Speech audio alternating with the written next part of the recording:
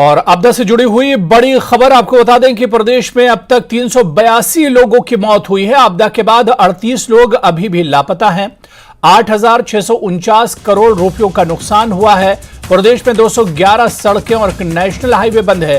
पूरे प्रदेश में 105 विद्युत ट्रांसफार्मर बंद हैं। 165 जल आपूर्ति परियोजनाएं भी प्रभावित हुई हैं। तो आपदा से जुड़ी हुई इस वक्त की बड़ी खबर आपको बता दें। अब तक जो नुकसान हुआ है इसके बारे में डिटेल बता दें। प्रदेश में अब तक 382 लोगों की मौत हुई है। आपदा के बाद 38 लोग अभी भी लापता बताए जाते हैं। 8,649 करोड़ रुपयों का नुकसान हुआ है। प्रदेश में 211 सड़कें और एक नेशनल हाईवे बंद है। पूरे प्रदेश में 105 विद्युत ट्रांसफार्मर बंद हैं। 165 जल आपूर्ति परियोजनाएं भी प्रभावित हुई हैं।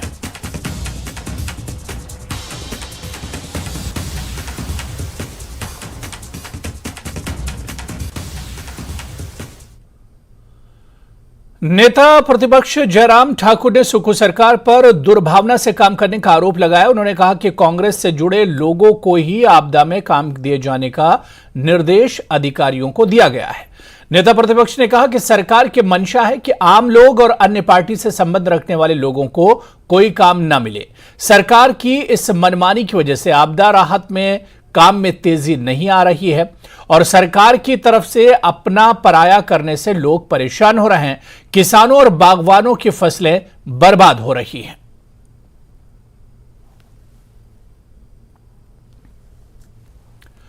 आपदा को लेकर सीपीएस सुंदर ठाकुर ने बीजेपी और नेता प्रतिपक्ष पर हमला बोला है। उन्होंने कहा है कि उन्हें राजनीति करने की जगह दिल्ली जाकर केंद्र सरकार से हिमाचल के लिए राहत पैकेज मांगना चाहिए। सुंदर ठाकुर ने अब तक पीएम ने हिमाचल नहीं आने पर भी सवाल खड़े किए हैं। आप पंडोर जाइए, मणिकरण जाइए, आप कहीं भी जाइए, मशीनें सारी की सारी मौके पे काम कर रही है।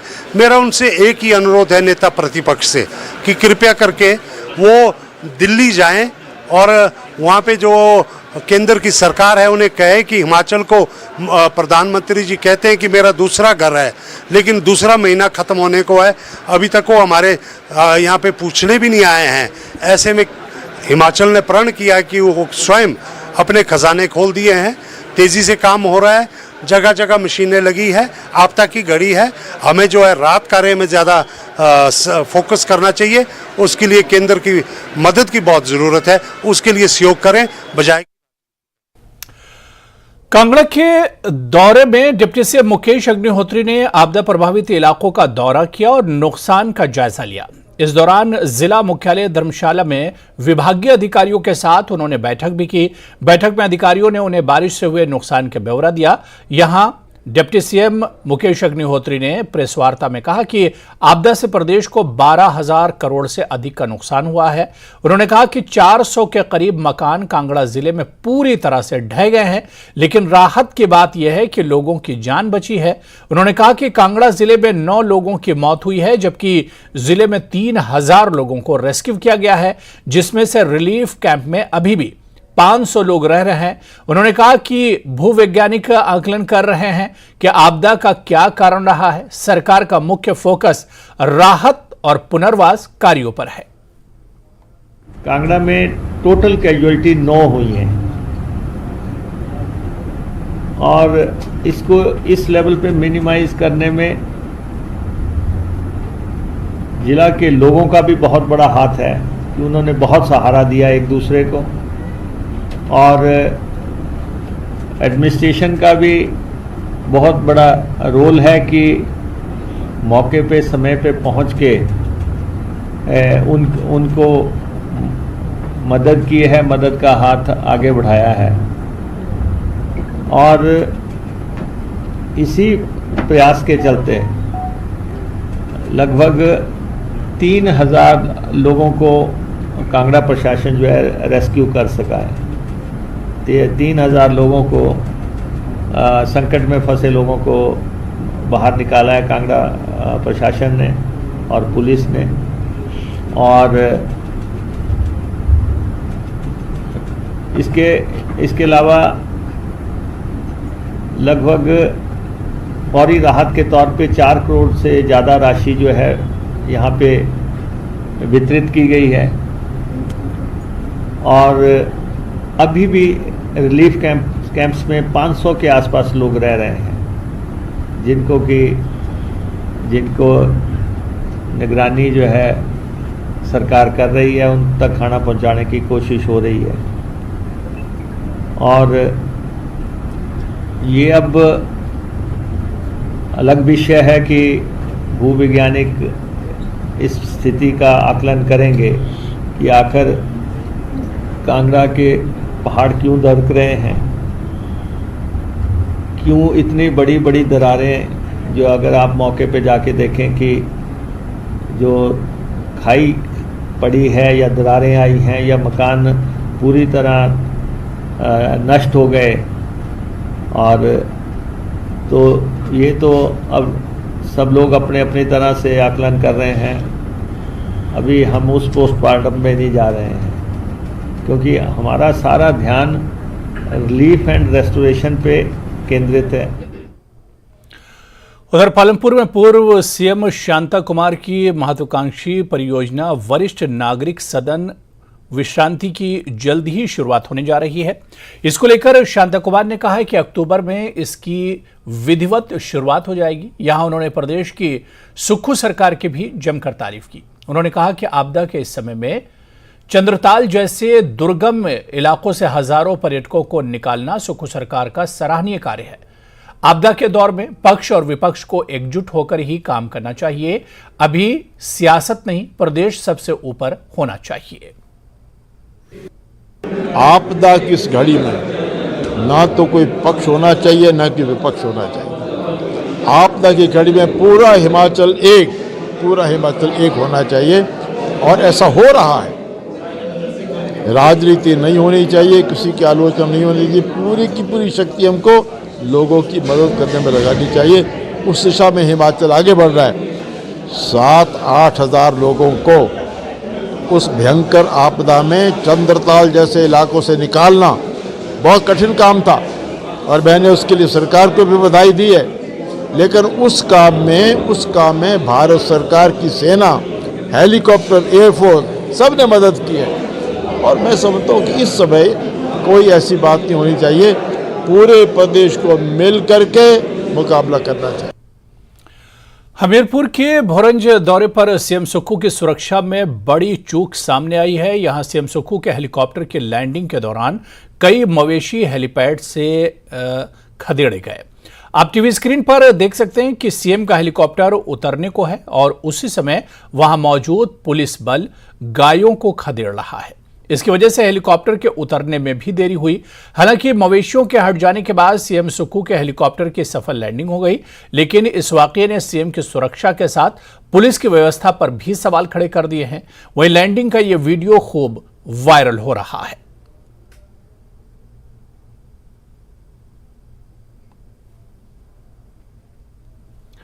बीजेपी ने सीएम सुक्खू पर सोलन के साथ सौतेला व्यवहार करने का आरोप लगाया है। सोलन भाजपा प्रवक्ता शैलेंद्र गुप्ता का कहना है कि दून विधानसभा क्षेत्र में तबाही के 15 दिन बाद भी अभी तक वहां सरकार नाम की चीज नजर नहीं आई।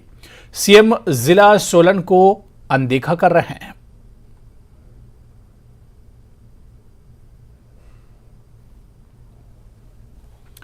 विक्रमादित्य सिंह ने मंडी में इस बात को खुले तौर पर स्वीकारा कि उनके विभाग के पास बजट कम है और राहत कार्य करने के लिए ज्यादा पैसे नहीं बचे हैं। इस कारण बहुत से स्थानों पर राहत कार्य सही ढंग से नहीं चल पा रहे हैं। उन्होंने कहा कि बजट की कमी कोई छुपाने वाली बात नहीं है। केंद्र सरकार को जो मदद करनी चाहिए वो नहीं की जा रही है। आंकड़े इस बात की गवाही दे रहे हैं कि केंद्र से कोई बड़ा आर्थिक पैकेज प्रदेश को नहीं मिला है। कई जगहों पे फंड्स की कमी की वजह से हमको थोड़ी दिक्कत आ रही है। मैं इस चीज़ को छुपा नहीं रहा हूँ, मैं साफ इस बात को कह रहा हूँ। मगर फिर भी हम उन चैलेंजेस को मीट करने का प्रयास कर रहे हैं और मिलकर हम केंद्र सरकार से भी पूरे सहयोग की कामना करते हैं। अभी तक बहुत ज़्यादा सहयोग केंद्र से नहीं आया है। ये आंकड़े इस चीज़ को कहते हैं। मैं इस पर कोई राजनीति नहीं करना चाहता हूँ, मगर जो हार्ड फैक्ट है कि अभी तक जो हमको कोई भी फाइनेंशियल पैकेज और विशेष रूप से केंद्र सरकार की ओर से नहीं आया। आज शिमला नगर निगम हाउस का आयोजन किया गया। हालांकि यहां कार्यवाही की शुरुआत में जमकर हंगामा देखने को मिला। कृष्णानगर से पार्षद बिट्टू पाना ने स्लॉटर हाउस में हुए नुकसान पर सवाल उठाए, जिस पर मेयर सुरेंद्र चौहान पार्षद पर भड़क गए और भाजपा के पार्षद पर राजनीति करने के आरोप लगा दिए।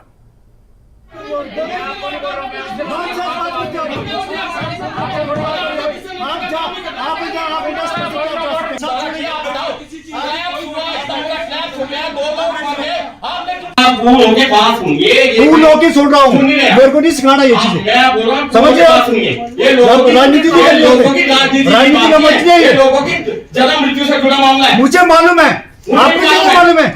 बोले नीचे का यहाँ पे राजनीति करते हो भैया। आप बैठिए, बैठिए, आप सुनो, बैठिए, बैठिए, आप बैठिए, आप बैठिए, मैं बैठूं, मैं मुझे मालूम है कब। हाँ, जैसे आपने देखा है, हाउस था और हाउस में मैंने जो स्लेटर हाउस का मुद्दा उठाया, क्योंकि जो स्लेटर हाउस है ये 2012 में बन के तैयार हुआ था और इसकी वजह से, स्लेटर हाउस की वजह से हमारे जो कृष्णानगर के 6 मकान कोलैप्स हो गए और जो मकान कोलैप्स हुए, वो कोलैप्स होने के बाद स्लेटर हाउस के ऊपर गिरे, जिसपे 28 करोड़ रुपए का ये हमारा स्लेटर हाउस भी MC का, जिसमें लोगों का पैसा कितना बर्बाद हुआ। मैंने इस बात को रखा, मेयर साहब के लिए मैंने इस बात के लिए रखा। और दूसरी बात यह है कि मैंने मेयर साहब को और बोला कि जो हमारे रे वाले मकान बने हैं, बन के तैयार है, आप उनको देने में इतनी देर क्यों कर रहे हैं? 15 तारीख से लेकर आज आप देख लो 29 तारीख हो गई है, कम से कम 14-15 दिन हो गए हैं, लेकिन अभी तक कोई नगर निगम की कोई कार्रवाई नहीं हो रही। रे वाले मकान, इनके अपने मकान है, ये क्यों नहीं दे रहे? और इसमें जो है वहाँ के जो लोग हैं वो इवन वो रेंट देने के लिए भी तैयार है, और कंडीशनली वो हाउस लेने को तैयार है। कंडीशनली हमारे को हाउस दे दो ताकि हम 1 साल के लिए रहें, और उसके लिए। और यहां पर रुकेंगे फिलहाल छोटे से ब्रेक के लिए।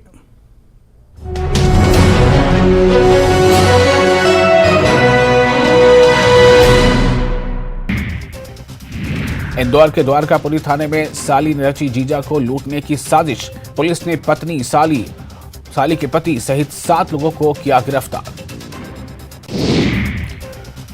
दमोह के हटा में नगर पालिका के कर्मचारी ने की खुदकुशी। नगर पालिका के अधिकारी की प्रताड़ना से परेशान था शहजाद। CMO राजेंद्र खरे देते थे नौकरी से निकालने की धमकी। ग्वालियर जिले में बस में छात्रा को छेड़ना कंडक्टर को पड़ा महंगा। छात्रा ने पुलिस की बेटी की पेटी में डाला शिकायती पत्र। पुलिस की गिरफ्त में आरोपी कंडक्टर। बिलासपुर और दुर्ग के दौरे पर CM भूपेश बघेल। बिलासपुर में संकल्प शिविर में होंगे शामिल। दुर्ग में पाटन के शिव मंदिर में जलाभिषेक। घोषणा पत्र को लेकर महिलाओं से भी सुझाव लेगी कांग्रेस। 3 महिलाओं की बनी सब कमेटी। 4 सितंबर को पेश होगी रिपोर्ट। 11 सितंबर तक वोटर लिस्ट में नाम जुड़वा सकेंगे लोग। निर्वाचन आयोग की टीम का फैसला। नए वोटरों पर आयोग का फोकस। छत्तीसगढ़ कांग्रेस में फिर सामने आया मतभेद। कांग्रेस विधायक बृहस्पति सिंह पर डिप्टी CM और सही देखभाल के लिए आज ही आएं SPS हॉस्पिटल लुधियाना।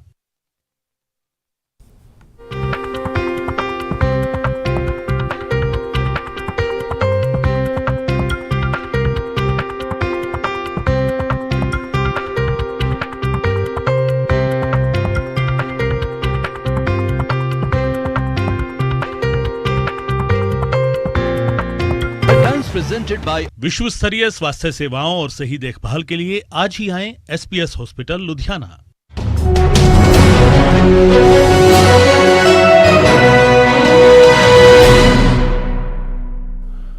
और शिमला से बड़ी खबर है, आपको बता दें कि IAS अफसर की वायरल चिट्ठी का मामला है। मुख्य आरोपी मनोज कुमार को 3 दिन की पुलिस रिमांड में भेजा गया है। अन्य 2 व्यक्तियों से पुलिस पूछताछ कर रही है। दोनों को अभी तक हिरासत में नहीं लिया गया है। तो IAS अफसर की वायरल चिट्ठी से मामला जुड़ा हुआ है। मुख्य आरोपी मनोज कुमार को 3 दिन की पुलिस रिमांड में भेजा गया है। अन्य 2 व्यक्तियों से पुलिस पूछताछ कर रही है। पुलिस दोनों को अभी तक हिरासत में नहीं लिया गया है।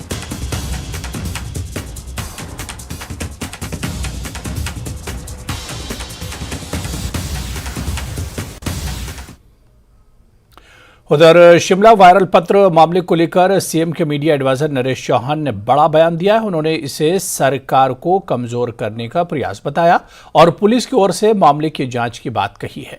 उन्होंने कहा कि मामले में सही आरोपियों की जल्द पहचान होगी। सीएम की स्वास्थ्य पर नरेश चौहान ने कहा कि सीएम पिछले 3 महीनों से लगातार 18 घंटे काम कर रहे हैं। इस मामले में पुलिस ने 3 लोगों को हिरासत में लिया है।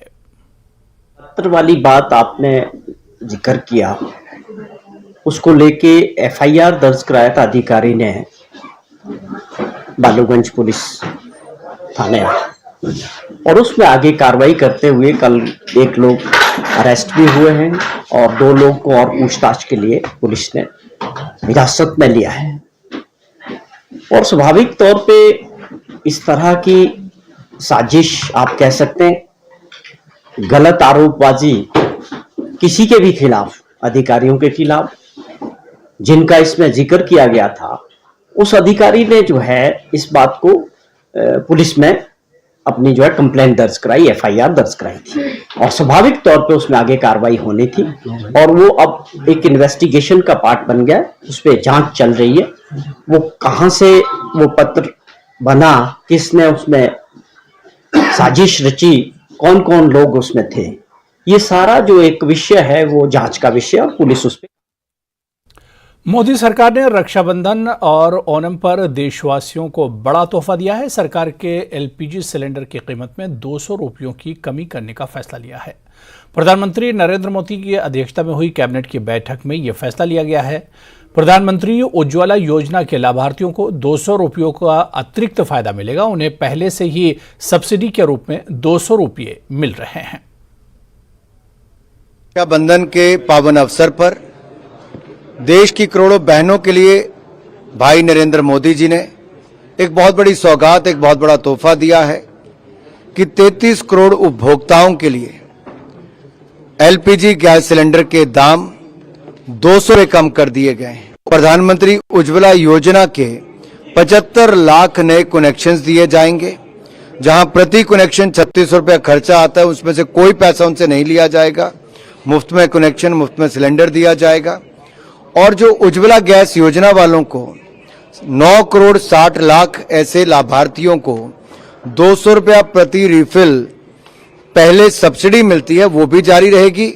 और ये 200 रुपया सिलेंडर का दाम कम होगा तो उज्ज्वला वालों को 400 रुपये का लाभ, और बाकी जो हमारे उपभोक्ता हैं, लगभग 33 करोड़ उपभोक्ता डोमेस्टिक एलपीजी गैस के, उनको 200 रुपये की प्रति सिलेंडर राहत मिली है, दाम कम किए गए हैं।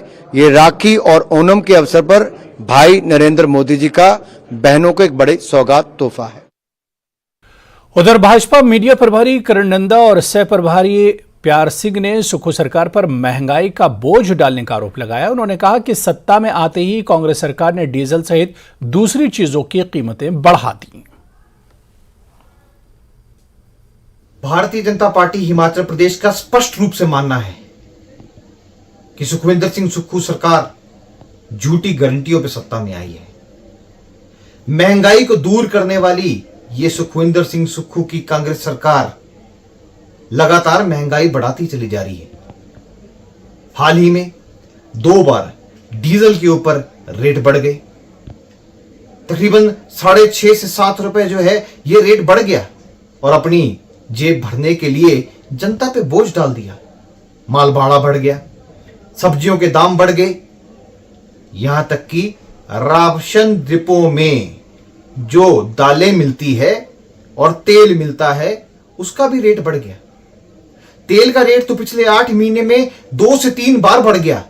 तो ये सुक्खू सरकार इसमें अपनी आंखें मूंद के बैठी है। अभी हाल ही में देखें, दाल चना और बाकी दालें भी जो है वो 8 रुपए से लेकर 5 रुपए भी है और 16 रुपए तक बढ़ गई।